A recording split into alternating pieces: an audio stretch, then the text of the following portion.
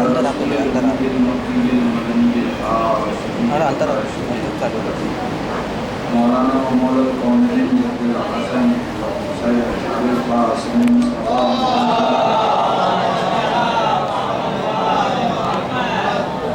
ولعنة الله على أعدائهم المعلومين لعنة إلى قيام يوم الدين وبعد يوم الدين اللهم لعن قاتلي فاطمة الزهراء سلام الله عليها اللهم لعن قتلة الحسين وأولاده وأصحابه أجمعين أما بعد فقد قال الله تعالى في القرآن الحكيم وهو أصدق الصادقين وقوله الحق بسم الله الرحمن الرحيم يا أيها الذين آمنوا إن تنصروا الله ينصركم ويثبت أقدامكم صلوات الله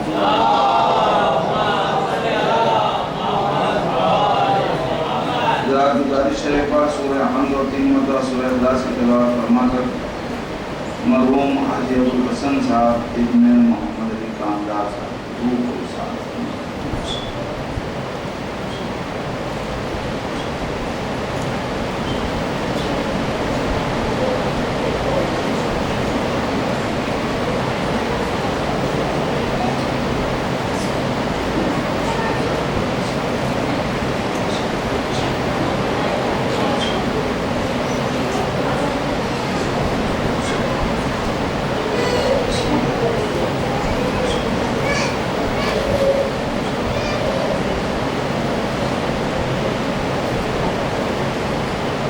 مرحوم کی طرف روح اور اپنے مرحومین کے اصحاب ثواب کے لیے مل جل کے صلوات پر معاملہ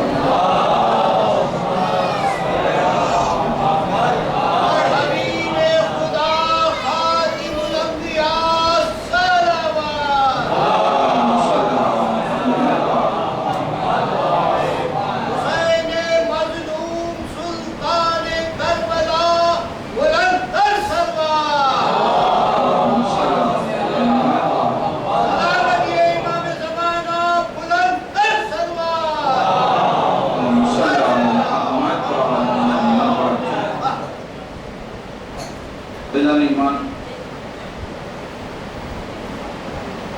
خداوند عالم قرآن مجید میں اعلان کر رہا ہے یا ایھا الذین آمنوا اے وہ لوگ کہ جو ایمان لائے ان تنصروا اللہ اگر تم اللہ کی مدد کرو گے ینصرکم تو اللہ تمہاری مدد کرے گا وَيُثَبِّتْ أَقْدَامَكُمْ اور تمہیں سے باتیں قدم عطا کرے گا. کل رات کی گفتگو آپ کے اذان عالیات میں محفوظ ہے کہ ہم سے زیارت عاشور میں یہی دعا کروائی گئی ہے کہ پروردگار ہم کو حسین کی شفاعت عطا فرما اور اپنے نزدیک حسین اور اصحاب حسین کے ساتھ ثابت قدم رکھ.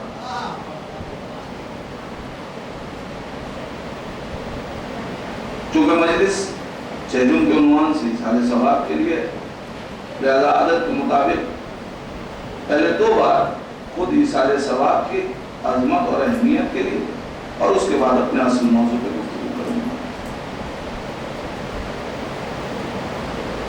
کل ایک پہلو میں نے عرض کیا کہ ایصال ثواب یہ کوئی رسم نہیں بلکہ یہ مذہب کا حصہ ہے اور خود سیرت سرکار میں یہ بات پائی جاتی ہے کہ نبی کریم ایصال ثواب کرتے تھے. ایک اور دلیل اسلام نے 2 تصور دیے ہیں. ایک تصور ثواب ہے ایک تصور ایصال ثواب. یہ دونوں پہلو اسلام نے دیے ہیں. ثواب کا تصور بھی اسلام کا دیا ہوا ہے. ایصال ثواب بھی اسلام نے سکھایا ہے. اب یہ دونوں میں فرق کیا ہے؟ ثواب کیا ہے اور ایصال ثواب کیا ہے؟ بہت آسان لفظوں میں اپنے چھوٹے بھائیوں کے لیے گفتگو کرنا چاہتا ہوں. ثواب کسے کہتے ہیں اور ایصال ثواب؟ جب انسان نماز اپنے لیے پڑھے تو ثواب،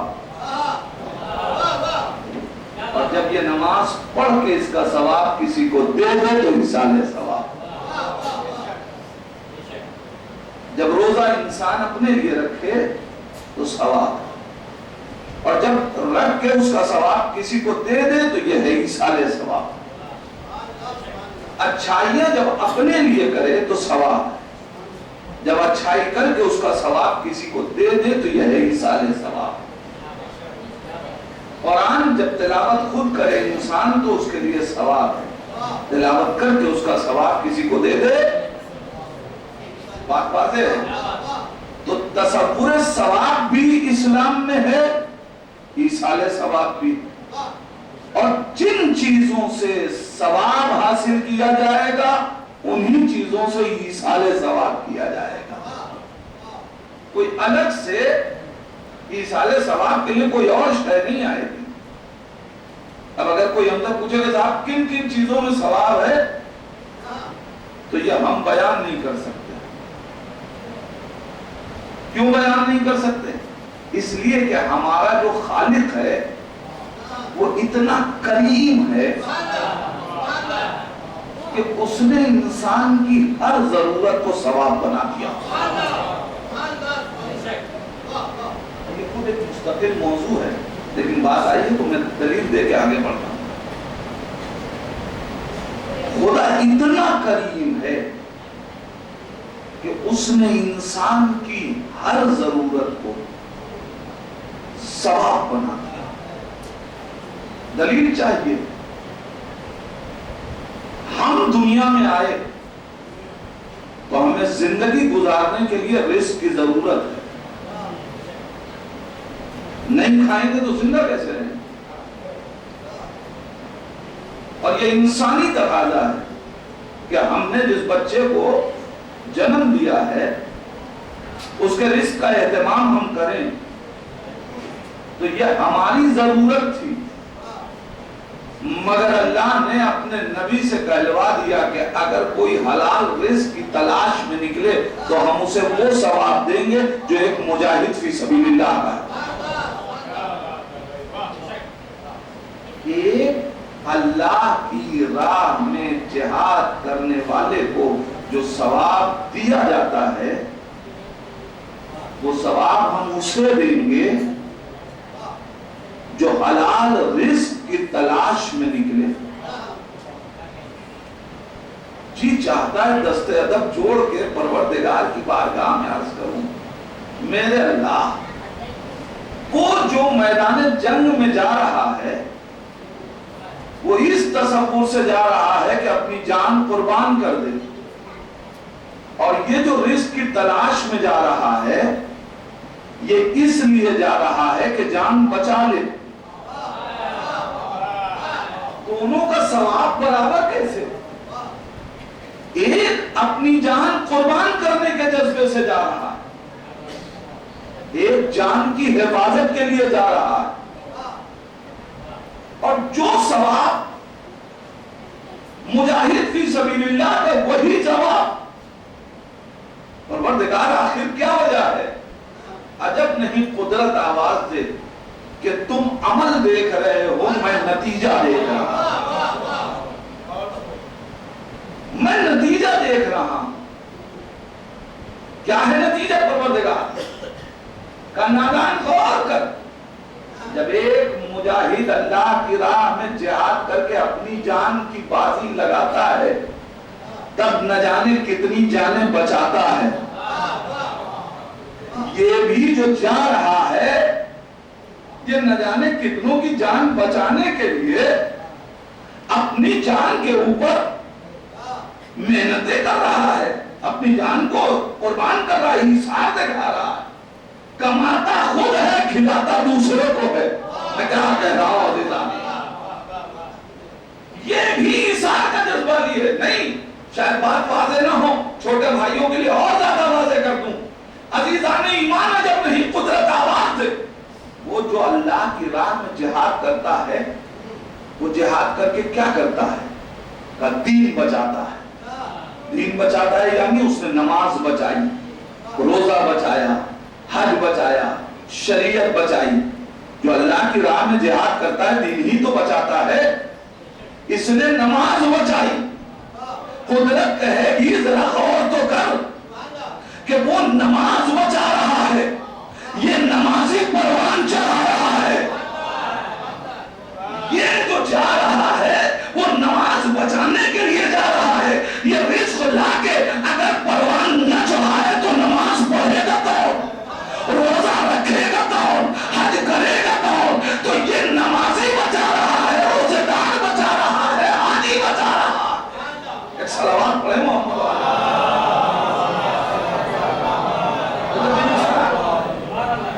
اپنے لیے کرے تو ثواب، اور جب عمل کر کے کسی کو دے دے تو ایصال ثواب.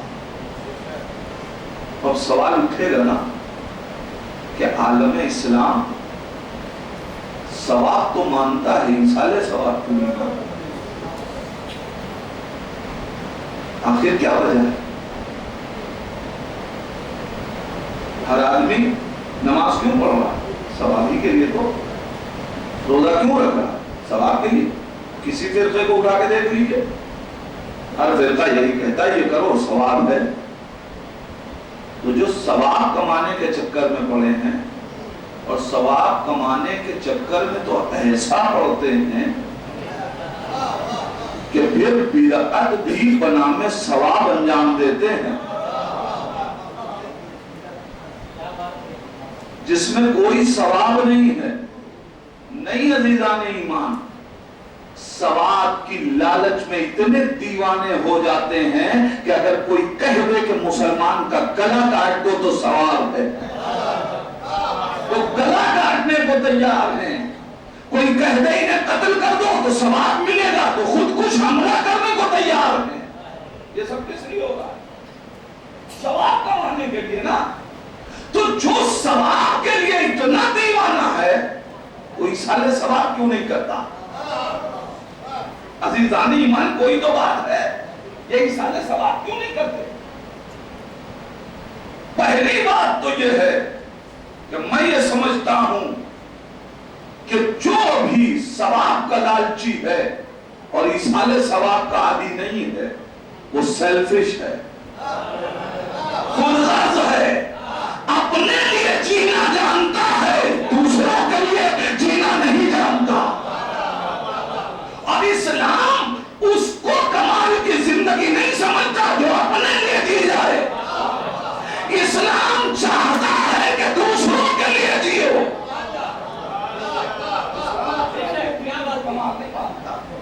اپنے لیے جینے کو کمال نہیں مانتا.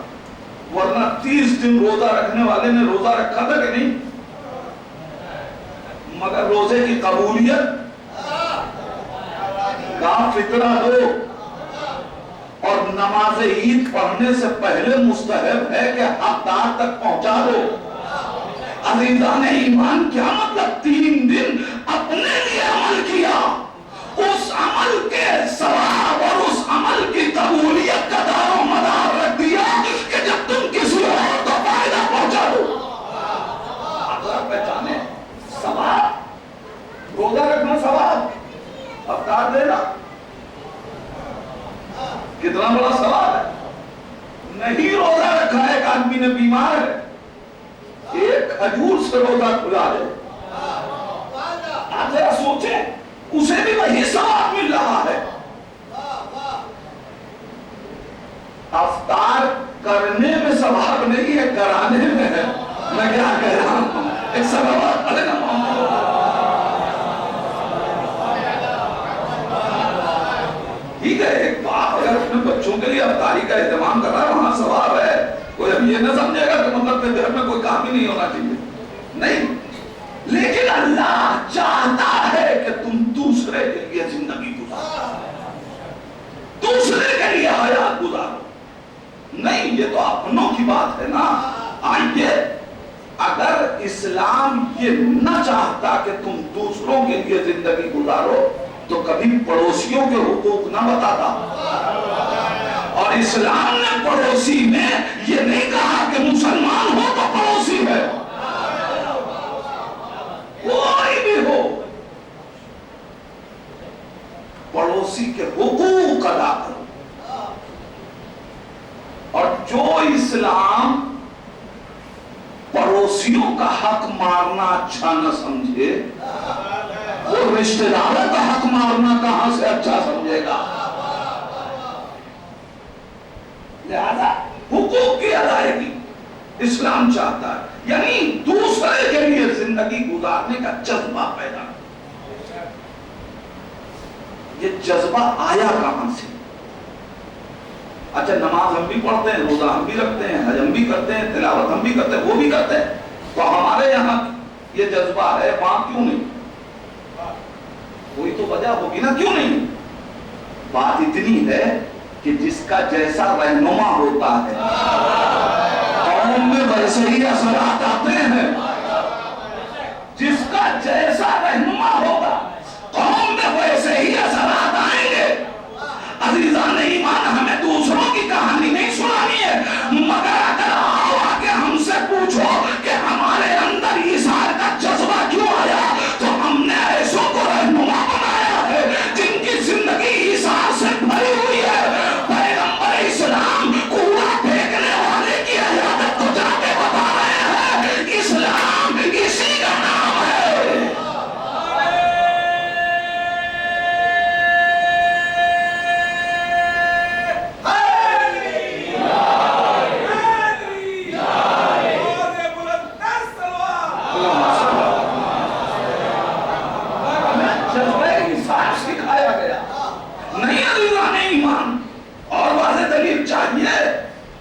چلیے اس نے تو کوڑا پھینکا تھا،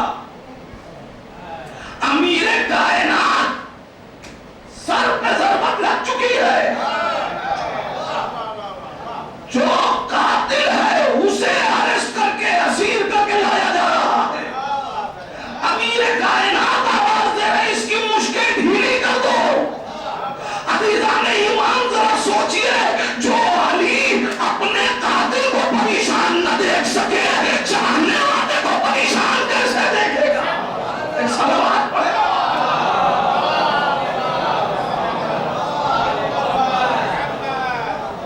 لیکن تھوڑا تھوڑا سا ذات احمد کر لیجیے تاکہ ایک اور صلوات پڑھیں محمد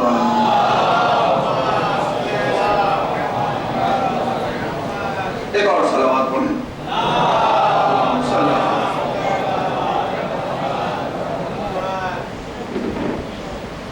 پہچانے یہ ایثار ثواب ہمارے یہ رسم نہیں ہے، مذہب کا حصہ. اسلام ایثار سکھا رہا ہے. ایک آخری بات اس ذہن میں اور مکمل گفتگو آگے بڑھا دوں. ہم ایثار ثواب کرتے ہیں، جہاں ثواب کا تصور اسلام نے دیا، ایثار ثواب کا بھی دیا، تو سب ایثار ثواب کیوں نہیں کرتے؟ اسی لفظ پہ غور کر لیے مسئلہ حل ہو جائے گا. مسئلہ ہے ایثار ثواب کاہے سے ہوگا؟ جس میں ثواب ہے اسی سے ایثار ثواب ہوگا. تو نماز روزہ انہی چیزوں سے ہوگا نا. مگر کہا کیا گیا ایثار ثواب. اس کا مطلب نماز نہیں جائے گی، نماز کا ثواب جائے گا. روزہ نہیں جاتا، روزے کا ثواب جاتا ہے. اب جو لوگ نماز پڑھتے ہیں ایثار ثواب نہیں کرتے، ان سے کہیے کہ کیا آپ یہ نہیں مانتے کہ آپ کی نماز میں ثواب ہے؟ اس لیے کہ اگر ہے تو بھیج دیے، مگر نہیں بھیجتے. نہیں غور کیجئے لفظ، میں نے کہا اسی لفظ پہ غور کیجئے مسئلہ حل ہو جائے گا. مسئلہ ایثار ثواب کا ہے. ثواب بھیجا جائے گا، لے جایا نہیں جائے گا. ثواب بھیجنا ہے، لے نہیں جانا ہے. اور بھیجنے کے لیے وسیلہ چاہیے. عزیزان ایمان اب جن کے پاس وسیلہ ہی نہ ہو وہ ایثار ثواب کیا کریں گے؟ ایک صلوات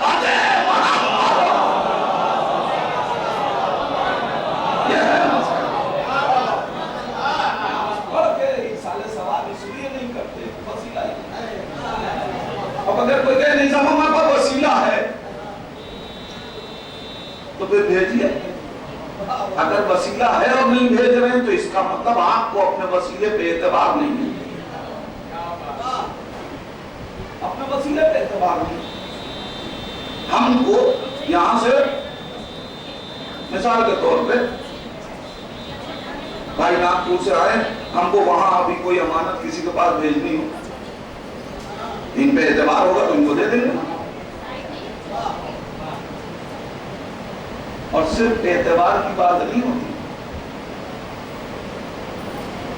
امانت جتنی قیمتی ہوتی جاتی ہے نا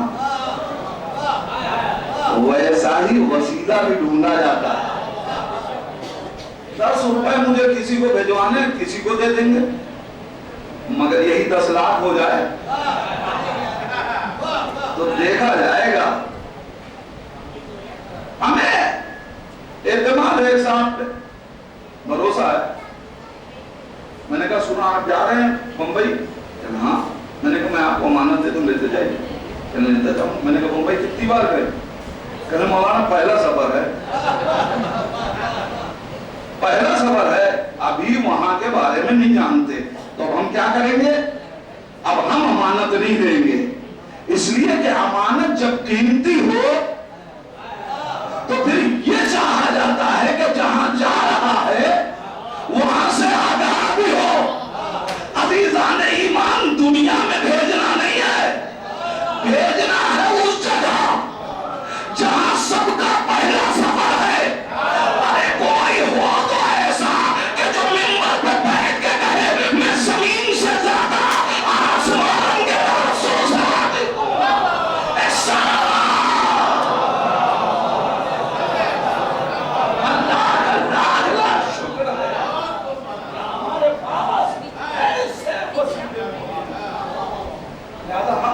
ثواب کرتے ہیں, بس بہت اہم ہے ایصال ثواب.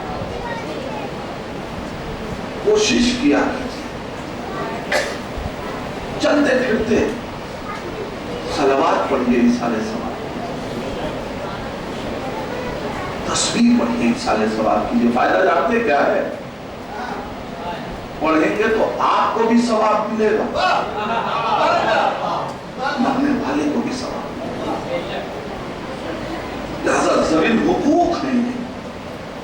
اور ایک چیز اور کہہ کے گفتگو روک دوں,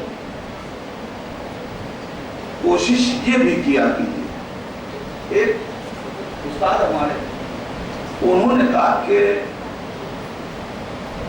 ہم خود کنجوس ہیں, خدا کنجوس نہیں. ایصال ثواب میں ہم خود کنجوسی کرتے ہیں, اللہ کنجوس نہیں. کیا مطلب؟ وہ فرماتے ہیں کہ ہم کہتے ہیں پروردگار اس کا ثواب میرے باپ کو ملے, تو صرف باپ کو ملتا ہے. اگر ہم کہہ دیں کہ جتنے ہمارے مرحومین ہیں ہمیں نہیں پتا کہ کتنے کہاں تک ہیں, مگر اسے پتا ہے, اور وہ ثواب اگر 100 ثواب ایک چیز میں ہے تو 100 آدمی کو ہم نے بانٹا تو وہ ایک ایک کر کے نہیں دیتا, وہ ہر ایک کو 100 دیتا ہے.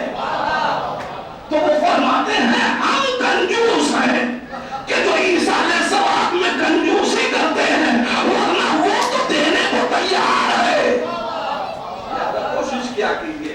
بس یہ بات یہیں پہ روک دوں, اس لیے کہ اصل جو موضوع ہے تھوڑی سی گفتگو اس پہ کرنا چاہتا ہوں جلدی جلدی, اس لیے کہ ظاہر آخر ہے. یا ایھا الذین آمنوا بہت اہم بحث ہے, میں نے کل چھیڑی تھی کہ ہم ایک حسین کے انتظار میں ہیں اور ہمیں اس کے لشکر کا حصہ بننا ہے. لہذا ہم کو حسین کے انصار کو پہچاننا پڑے گا. اس لیے جب وہ صفت اگر ہم نے اپنے اندر نہیں اتاری تو ہم اس لشکر کا حصہ نہیں بن سکتے. قرآن مجید کہہ رہا ان یا ایھا الذین آمنوا, وہ لوگ جو ایمان لائے. تو پہلی بات تو یہ ہے کہ یہ خطاب اللہ نے ہر ایک سے نہیں کیا.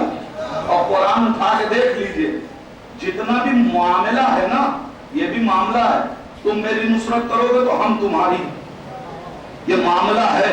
اللہ جب بھی کوئی معاملہ کرتا ہے نا تو تو اس کا مزاج یہ ہے کہ یا مومن سے کرتا ہے یا امیر المومنین سے، ہر ایک سے خطاب نہیں کرتا، معاملہ ہر ایک سے نہیں کرتا۔ یا ایھا الذین آمنوا، اے وہ لوگ کہ جو ایمان لائے، ان تنصروا اللہ، اگر تم اللہ کی مدد کرو تو اللہ تمہاری مدد کرے گا۔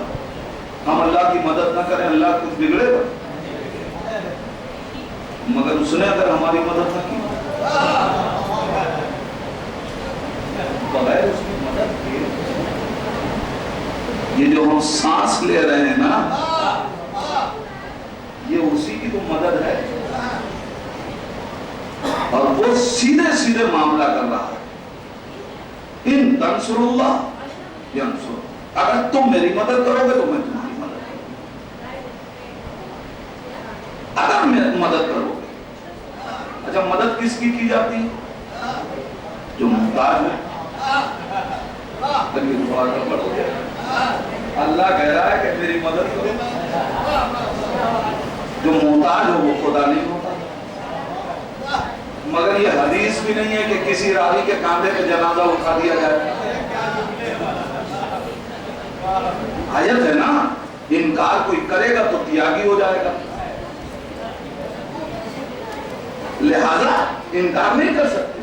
قرآن کی آیت ہے اور صحیح آیت ہے، ان تنصروا اللہ، اور اس میں بھی لفظ اللہ استعمال کیا، رب نہیں کہا، اس لیے کہ رب کہتا تو ہو سکتا ہے کوئی کہے تعبیر کر دیتا کہ یہاں معنی مجازی ہے، یعنی ماں باپ کے لیے کہا جا رہا ہے۔ اس نے وہ لفظ استعمال کر لیا جس کے لیے کسی کو اپنا نام رکھنا حرام ہے۔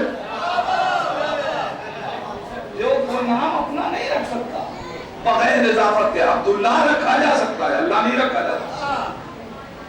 اور وہ کہہ رہا ہے ان تنصروا اللہ، اگر تم اللہ کی مدد کرو۔ اللہ محتاج ہے؟ محتاج تو نہیں۔ دلیل، خدا آواز دے گا میں محتاج ہو کے مدد نہیں مانگ رہا ہوں، میں تمہاری مدد کا بہانہ دے رہا ہوں۔ کیا مطلب؟ ان تنصروا اللہ ینصرکم، اگر تم میری مدد کرو گے میں تمہاری مدد کروں گا۔ پوچھئے مفسرین سے اللہ کی مدد کیسے کی جائے گی؟ سب نے یہ لکھا کہ اللہ کے دین کی مدد اللہ کی مدد ہے، اللہ کے دین کی مدد اللہ کی مدد ہے۔ اب اگر خدا نخواستہ حاکم بنے کسی مسجد میں آگ لگ جائے تو ہم اللہ کی مدد کرنا چاہیں تو کیا کریں گے؟ آگ کو بجھائیں گے۔ آگ کو بجھایا مسجد میں، ہم نے اللہ کی مدد کی، یہی ہے نا۔ اب یہ بتائیے کہ آگ لگی ہو تو بجھائیں گے کیسے؟ کاہے سے بجھایا جائے گا؟ پانی سے۔ پانی کس کا ہے؟ اس کا مطلب یہ ہوا کہ ہم اس کی مدد میں بھی اسی کی مدد کے محتاج ہیں۔ اللہ کی مدد میں بھی بغیر اس کی مدد کے مدد نہیں کر سکتے۔ کیا خدا کی ہماری طریقے سے مدد کے لیے اسباب کا محتاج ہے؟ ہمیں پانی نہ ملے، ہم چیخ کے رو کے رہ جائیں، آگ بجھا نہیں پائیں گے؟ بغیر سبب کے ہم آگ نہیں بجھا سکتے۔ کیا خدا بھی ایسا ہی ناصر ہے؟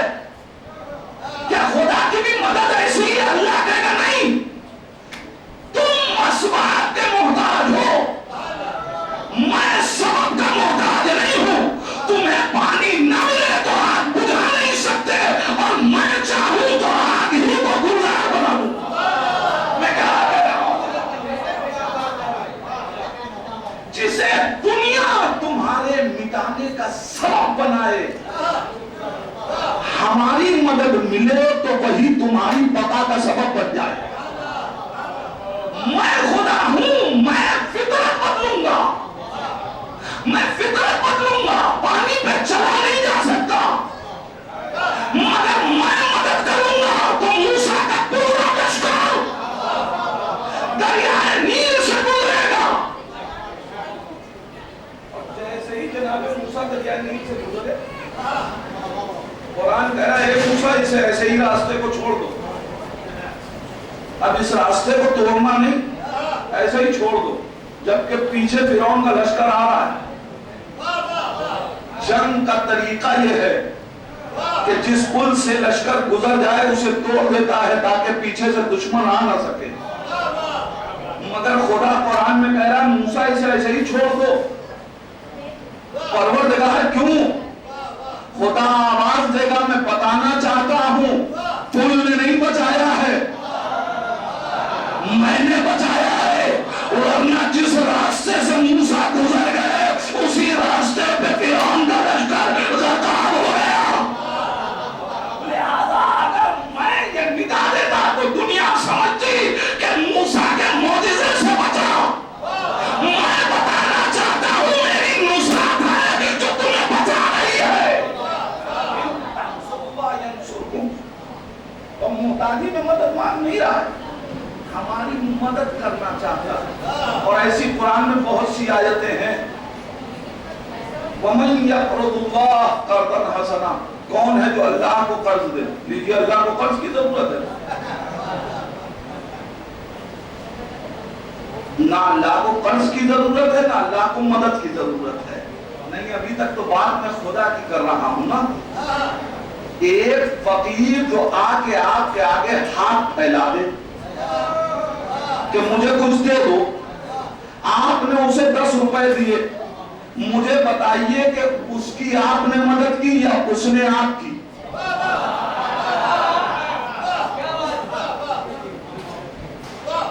آپ نے اس کی مدد کی،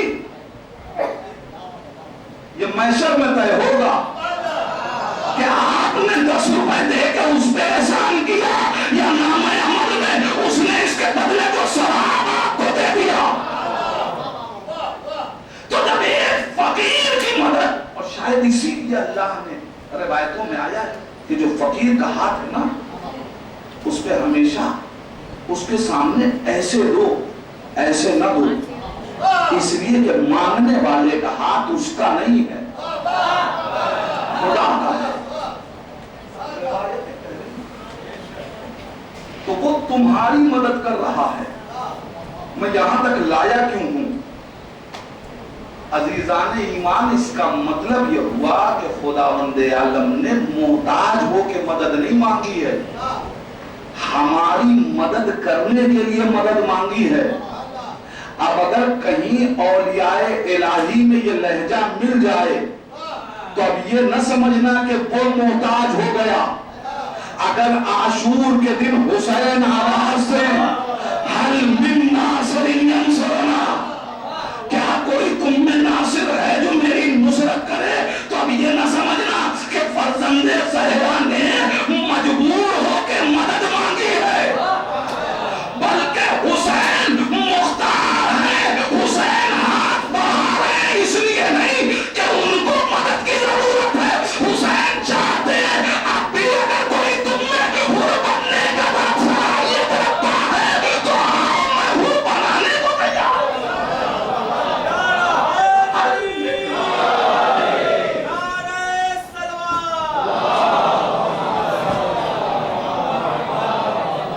ورنہ آپ بتائیے کہ سرکار سید الشہداء شب عاشور چراغ گل کر کے کہہ رہے چلے جاؤ، پوچھئے مولا سے، مولا جب شب عاشور واپس کر دیا تو عصر عاشور بلایا کیوں؟ اور اگر عصر عاشور بلانا تھا تو شب عاشور واپس بھی کر رہے کیا؟ اب امام حسین آئے عیاذ باللہ خاکم بدہن، ان کو مجبوری ہے کہ اب سب مر گئے تو لوگ بلا لیا جائے، کچھ اور آ جائیں، ایسا تو نہیں ہے۔ پوچھئے مولا کیوں ایسا کر رہے ہیں؟ عجب نہیں، حسین مظلوم آواز تھے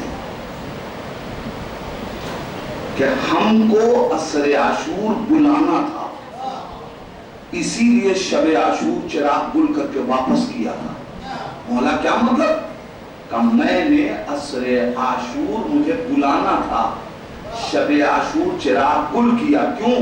اس لیے کہ جب میں عصر عاشور کہوں گا حل من ناصر، کیا تم میں کوئی ناصر ہے، تو تمہارے ذہن میں سوال اٹھے گا کہ ناصر کہتے کسے ہیں؟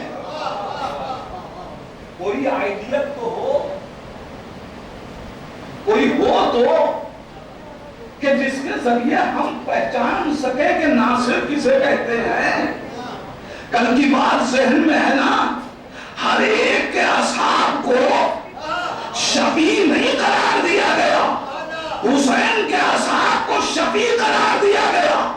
وجہ کیا ہے؟ وجہ یہ ہے کہ ہر ایک کا لشکر، اس میں سپاہی بھی تھے، ناصر بھی تھے. سپاہی میں اور ناصر میں فرق ہے. ہر ایک کے لشکر میں، چاہے نبی کا ہو، چاہے امیر کائنات کا ہو، یا امام حسن کا لشکر ہو، ہر ایک کے لشکر میں سپاہی بھی تھے، ناصر بھی تھے. مگر حسین کے لشکر میں جتنے سپاہی تھے سب ناصر تھے.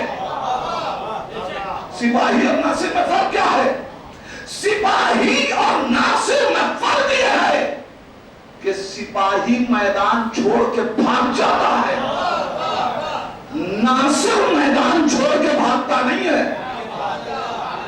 سپاہی منافق ہو سکتا ہے، ناصر منافق نہیں ہوتا. سپاہی چند سکوں پہ بک سکتا ہے، ناصر اپنے ایمان کا سودا نہیں کرتا. عزیزان ایمان، یہ پورا مسلسل موضوع ہے جس پہ گفتگو اشروں میں چاہیے. میں صرف آپ کے سامنے بات کھول رہا ہوں.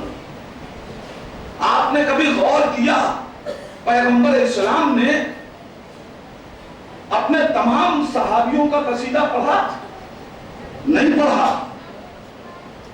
امیر کائنات نے پڑھا؟ نہیں پڑھا. امام حسن نے پڑھا؟ نہیں. امام حسین کیا کہہ رہے ہیں؟ واللہ قسم جلالہ کھا کے جیسے اصحاب ملے، لا اعلم اوفا من اصحابی، اپنے وفادار اصحاب سے جیسے وفادار میں کسی کے صحابی کو نہیں جانتا. حسین مظلوم کیسے یہ بات کہہ رہے ہیں؟ رسول اسلام کے اصحاب وہاں کیا وفا نہیں تھی؟ آئیے تاریخ پڑھ لیجئے.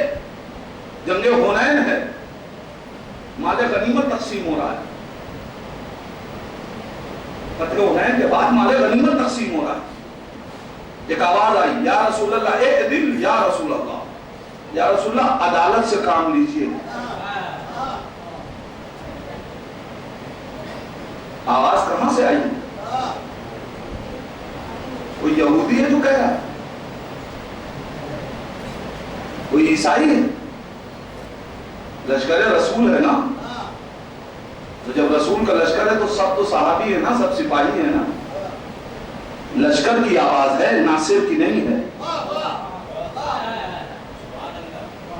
ناصر کی نہیں ہے اس لیے کہ ناصر میدان میں مال غنیمت کے لیے نہیں آتا.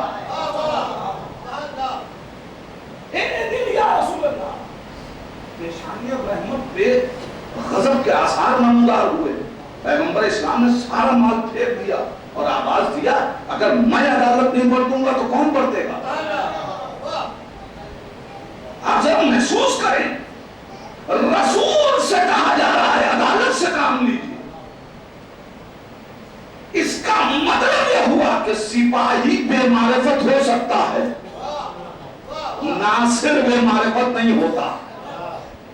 اب یہ گفتگو جو میں نے آپ کے سامنے رکھی، اس سے بات واضح ہو جاتی ہے کہ حسین ناصر کو بلا رہے ہیں، سپاہی کو نہیں پکار رہے ہیں. المن ناصر، ہمیں ناصر چاہیے. ہم بھی دعا کرتے ہیں پروردگار ہم کو ان کے سپاہی نہیں، اس لیے کہ اس حسین کو بھی سپاہی نہیں چاہیے، ناصر چاہیے. اور ناصر بغیر معرفت کے نہیں بنتا، ناصر ہونے کے لیے معرفت چاہیے. مولا کہہ رہے جب میں پکاروں گا تو تمہارے ذہن میں سوال اٹھے گا ناصر کہتے کسے ہیں، تو پھر میرے ناصروں کو پڑھنا، تب پہچانو کہ ناصر کسے کہتے ہیں. ہوا کیا؟ امام مظلوم نے شب عاشور چراغ کھل کر کے کہا واپس چلے جاؤ. کوئی نہیں گیا. مولا یہ چراغ بھول کر کے کیوں کہہ رہے ہیں؟ چراغ جلائے جلائے کہہ دیتے واپس چلے جاؤ. مولا کہیں گے یہ کام میں کائنات کے لیے کر رہا ہوں. جس دنیا کی نگاہ یہ سمجھتی ہے کہ جب تک چراغ جل رہا ہے حسین ہمیں دیکھ رہے ہیں، تو دنیا یہ سمجھے گی مولا دیکھ رہے تھے لہذا یہ جانے کو تیار نہیں ہوئے، لہذا میں نے تاریکی کا ایک پردہ حائل کر دیا کہ اب تو تمہاری نگاہ کے اعتبار سے میں دیکھ نہیں رہا ہوں، اب تو ہم نے انہیں آزاد کر دیا کہ واپس چلے جاؤ. مگر کوئی اٹھ کے واپس نہ گیا. حسین کہیں گے میں شب عاشور شب غیبت کا منظر پیش کرنا چاہتا ہوں، میں بتانا چاہتا ہوں، اپنے کو پرکھ لینا. اگر امام کے سامنے تمہارا عمل دوسری طریقے سے ہو، خلوت میں دوسری طریقے سے ہو، تو یہ سمجھ لینا کہ ابھی تم سپاہی ہو، ناصر نہیں بنے. لیکن اگر خلوت اور جلوت میں تمہارا کردار ایک جیسا تو تمہارا ہمارے ناصر ہو.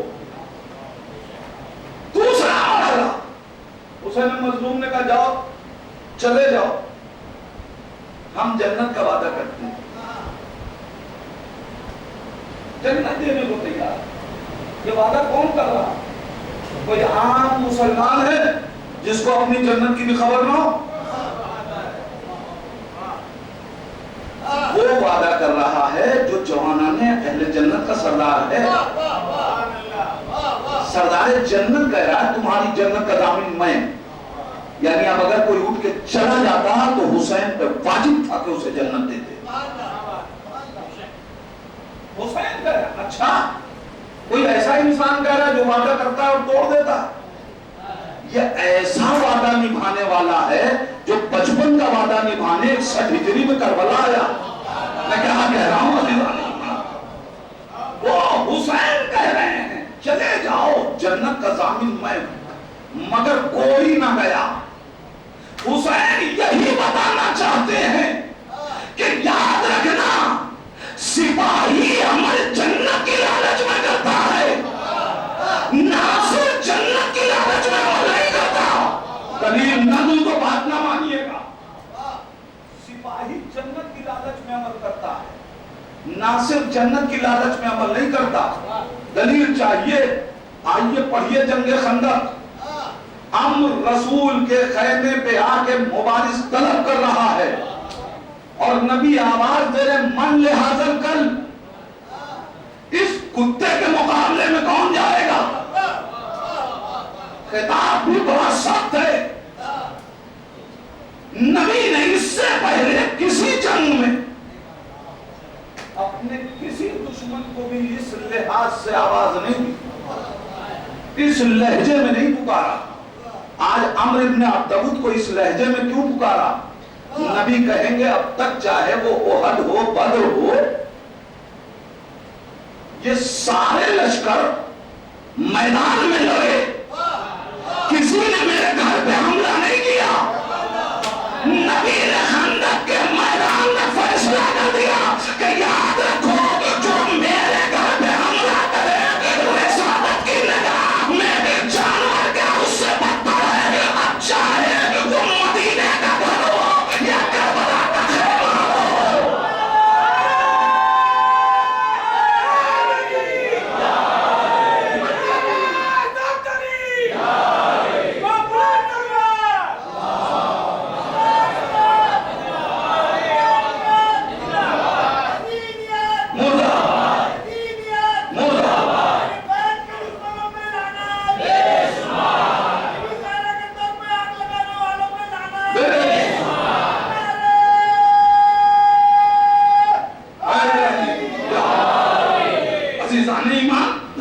بہت تیزی سے گزر رہا ہے، مجھے بس بات مکمل کر دی کہ وہاں نبی کہہ رہے کون جائے گا؟ وہ جانے کو تیار ہوا نہیں ہوا. گئے تو مولائے کائنات، اور جب علی گئے تو نبی نے کہا آج جو علی کی کامیابی کی خبر لائے گا میں اسے جنت دوں گا. اب کوئی خیمے میں ہے؟ میں کیا کہہ رہا ہوں عزیزان ایمان، ابھی تک کوئی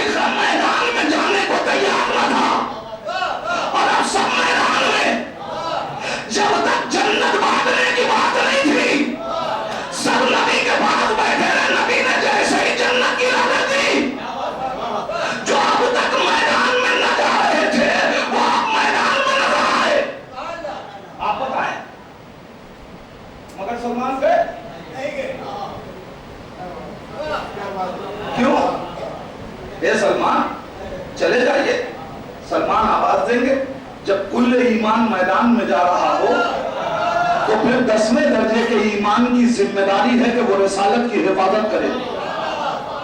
نبی خیمے میں ہے، میں تنہا کیسے چھوڑ دوں؟ جنت کسے ملی؟ کسے ملی؟ سلمان کو. سلمان تو گئے بھی نہیں تھے مگر جنت سلمان کو ملی. اچھا سب آگے کیا کہہ رہے تھے؟ یا رسول اللہ مبارک ہو، علی کامیاب ہو گئے. پہلی بار علی کامیاب ہوئے تھے؟ اس سے پہلے آ کے کسی نے مبارکباد دی کامیابی کی؟ کیوں نہیں دی؟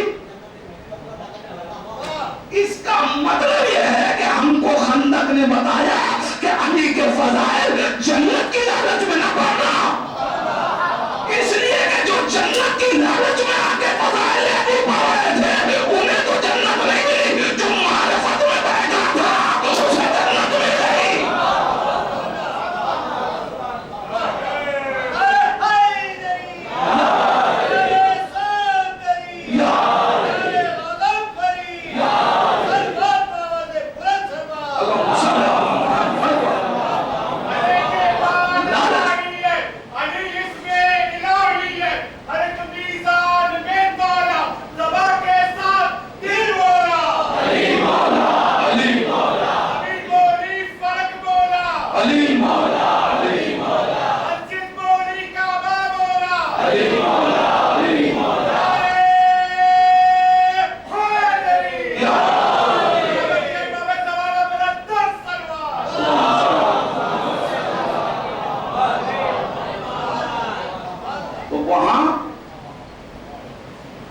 سلمان بیٹھے رہے نہیں،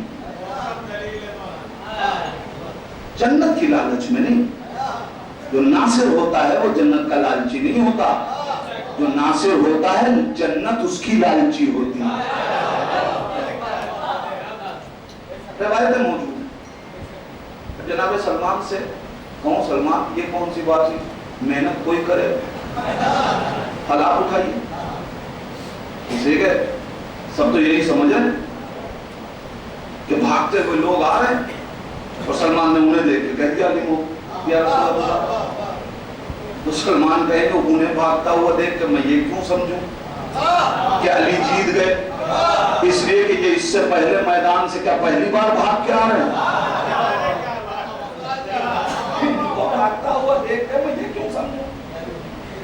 میں نے کہا پھر آپ تو گئے نہیں، آپ نے سمجھا کیسے؟ سلمان آواز دیں گے میں سپاہی نہیں ناصر ہوں، مجھے رسالت کی عظمت کا اندازہ ہے. رسالت کے لیے دیواروں کے پردے حائل نہیں ہوتے، لہذا نبی یہاں بیٹھا ہوا جنت کے جنت میدان کے منظر کو دیکھ رہا ہے، جنگ کے منظر کو دیکھ رہا ہے، اور یہ بات طے ہے کہ ایک بھائی کی کامیابی پہ بھائی کا خوش ہونا فطری ہے. ادھر کی تلوار چلی، مرحب کا جو ٹکڑے مارا، عمر بن عبداللہ کا خاتمہ ہوا. ادھر نبی رسالت مسکرائے، ادھر نبی مسکرائے، میں نے مبارکباد دی، نبی نے جنت مجھے دے دی.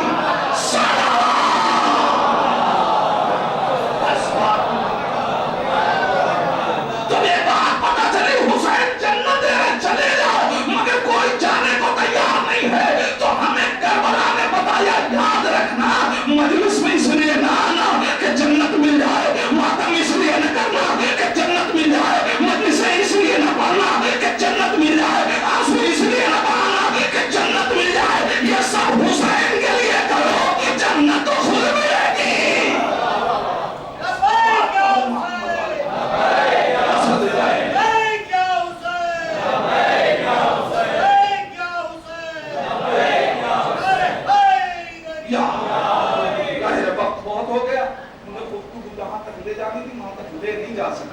میں چاہتا تھا